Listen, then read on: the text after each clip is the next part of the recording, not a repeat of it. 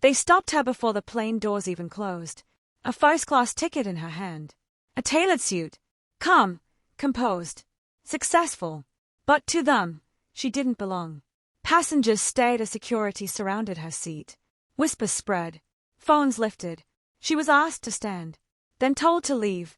No clear explanation. No apology. Just suspicion hanging heavy in the air. What no one realized in that moment was that the woman being escorted off that aircraft wasn't just another passenger.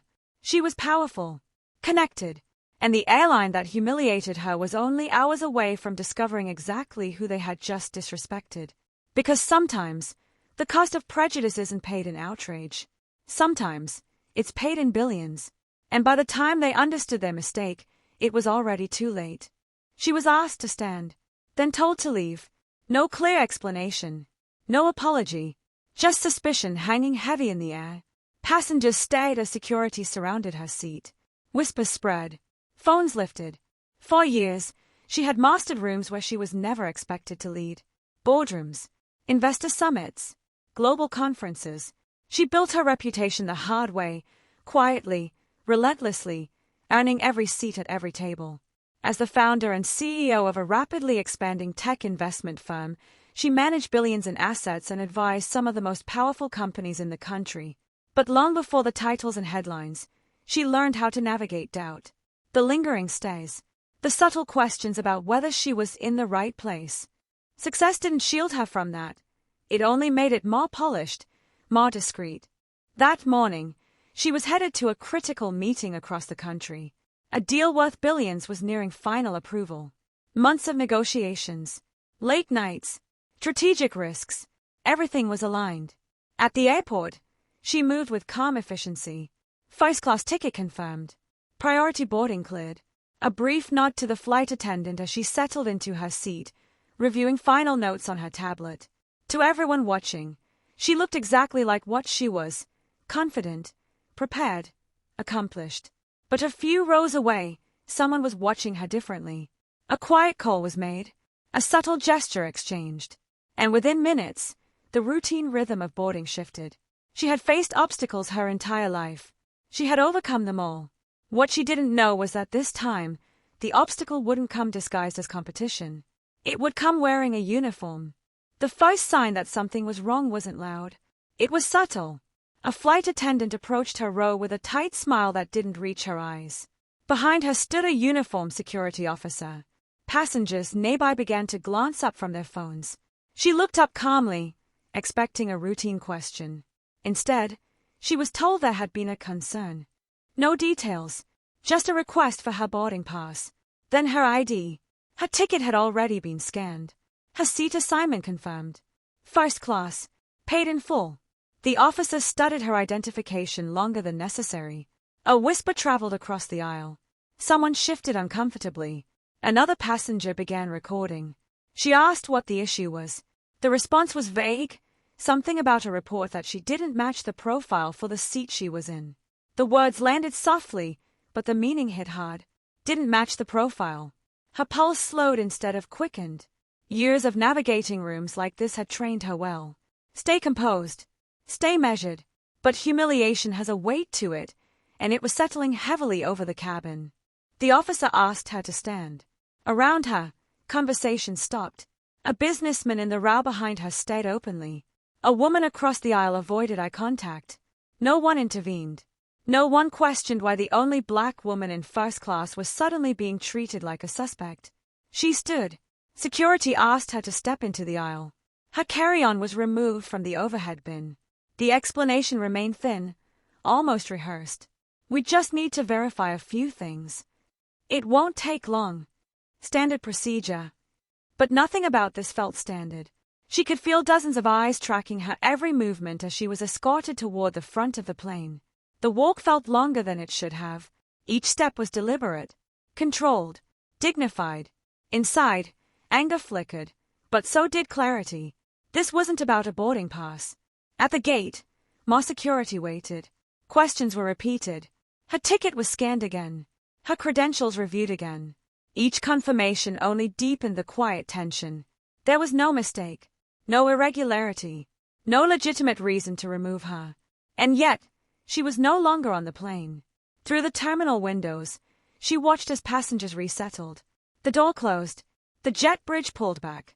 The flight she had carefully scheduled, critical to finalizing a multi-billion-dollar funding agreement, began to push away from the gate without her.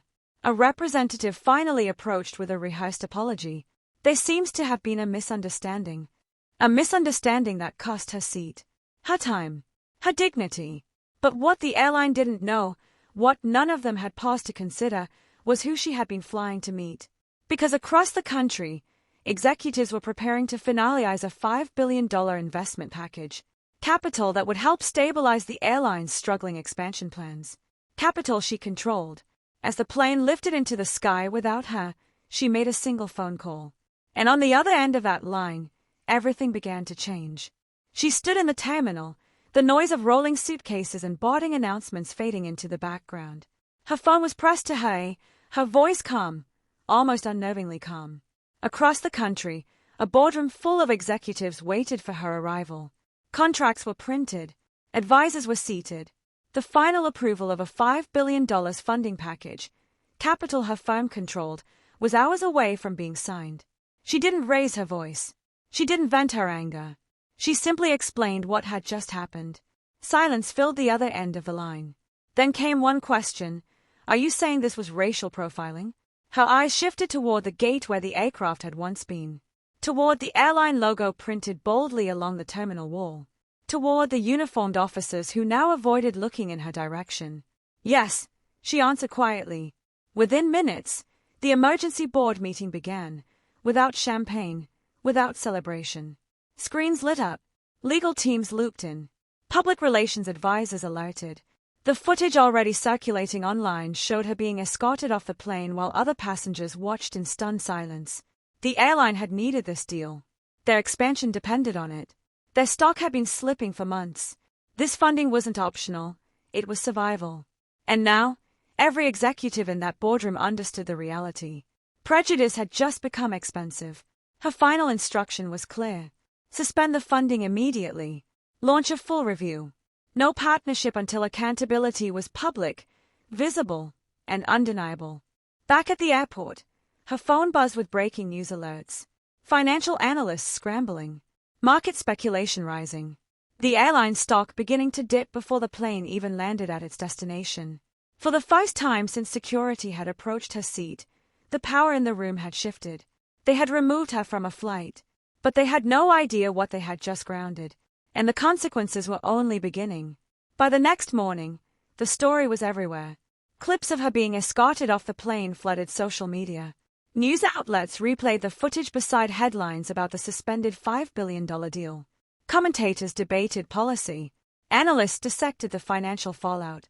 The airline released statements, carefully worded, legally reviewed, publicly apologetic. An internal investigation was announced. Mandatory bias training promised. Executives stepped in front of cameras with solemn expressions. But for her, the damage wasn't measured in dollars. It was measured in that walk down the aisle. In the silence of passengers who said nothing. In the familiar sting of being questioned, not for what she had done, but for who she was. She eventually finalized her investment, just not with them. Other companies, watching closely, reached out. Partnerships shifted. Opportunities expanded. Professionally, she recovered quickly. Power has a way of attracting alternatives. Yet the moment lingered. Because this was never just about a seat on a plane. It was about how quickly success can be stripped of dignity. How easily suspicion can override proof. How often misunderstanding becomes a softer word for bias. She had the resources to respond. The platform to be heard. The leverage to demand accountability. But what about those who don't? How many people are removed, questioned, doubted, and never get their power back? Her story became a warning, a headline, a corporate case study. But more than that, it became a mirror. Prejudice doesn't always shout. Sometimes it whispers. Sometimes it smiles. Sometimes it wears a uniform. The real question isn't whether this happened. The real question is, if it happened to her, with all her power, what happens to everyone else?